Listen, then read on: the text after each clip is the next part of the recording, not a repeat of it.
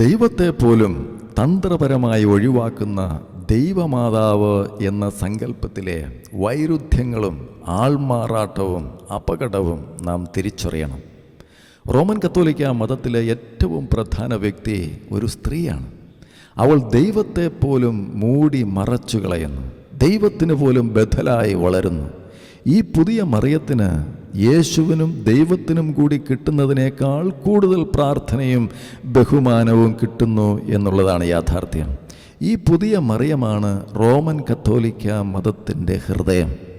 എല്ലായിടത്തു നിന്നും ഈ മറിയത്തിന് ലഭിക്കുന്ന പ്രാർത്ഥനകൾക്ക് ഉത്തരം നൽകണമെങ്കിൽ മറിയം ദൈവത്തെ പോലെ തന്നെ ആയിരിക്കണം.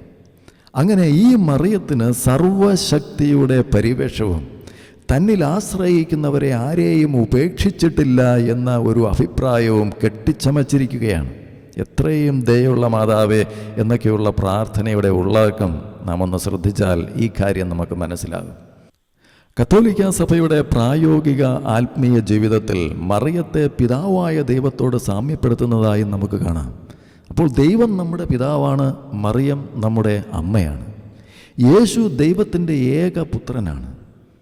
അതുപോലെ തന്നെ യേശു മറിയത്തിൻ്റെ ഏകപുത്രനായി ചിത്രീകരിക്കുന്നു. ദൈവം സർവശക്തൻ, മറിയവും സർവശക്ത. ദൈവം സകല ജ്ഞാനത്തിൻ്റെയും ഉറവിടം, മറിയം ബോധജ്ഞാനത്തിൻ്റെ സിംഹാസനം. ദൈവം കരുണയുടെ പിതാവാകുന്നു, മറിയം കരുണയുടെ മാതാവാകുന്നു. മറിയത്തിൻ്റെ പ്രതിമകൾക്ക് മുമ്പിൽ മുട്ടുകുത്തുക, അവയുടെ പാദങ്ങളിൽ മുത്തുക, അവയെ സ്തുതിക്കുകയും അവയുടെ മുമ്പിൽ പരാതികൾ സമർപ്പിക്കുകയും ചെയ്യുക എന്നിവ വഴിയായി സൃഷ്ടാവായ ദൈവത്തിന് മാത്രം കൊടുക്കേണ്ട ഭക്തി ഈ പുതിയ മറിയത്തിന് പ്രതിമകൾക്ക്, മനുഷ്യൻ്റെ കരവേലകൾക്ക് നൽകുന്നു. അങ്ങനെ ജനങ്ങൾ വിഗ്രഹാരാധികളായി തീരുന്നു. ദൈവം പറയുന്നു, ഞാനല്ലാതെ മറ്റൊരു ദൈവം നിനക്കുണ്ടാകരുത്. അതൊന്നും ഇവർ കേൾക്കുന്നില്ല. അതിനാൽ ഇതെല്ലാം പരിഷ്കൃതവും പരിശുദ്ധവും എന്ന് തോന്നത്തക്ക രീതിയിൽ നടക്കുന്ന ഒരുതരം ദേവതാ പൂജയാണ്. മറിയത്തോടുള്ള വണക്കം മനാസ രാജാവിൻ്റെ അശേര ദേവിയോടുള്ള വണക്കത്തേക്കാൾ ഒട്ടും മെച്ചമല്ല എന്നാണ് നാം മനസ്സിലാക്കേണ്ടത്. 2 രാജാക്കന്മാരുടെ പുസ്തകം 21-ാം അധ്യായം ഒന്ന് വായിച്ചു നോക്കുക. അപ്പോൾ വചനവിരുദ്ധമായ സ്ഥാനപ്പേരുകളിലൂടെ ദുരാത്മാക്കൾ മനുഷ്യരിലേക്ക്, അവരുടെ ജീവിതചര്യകളിലേക്ക് നുഴഞ്ഞു കയറും എന്നുള്ളതൊരു യാഥാർത്ഥ്യമാണ്.